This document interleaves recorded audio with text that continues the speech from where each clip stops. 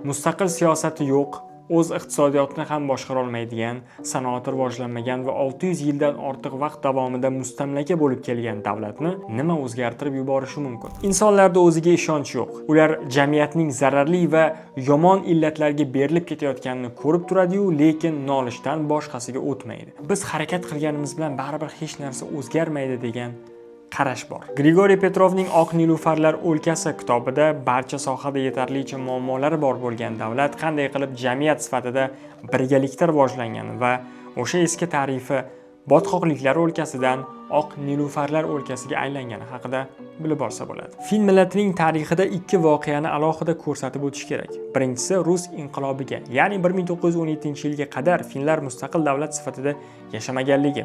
Ikkinchisi esa ulardan hech qachon buyuk qahramonlar chiqmagani. Finlar yuksak taraqqiyotga erishishi sababi millatning har bir a'zosi tinmay mehnat qilganidir.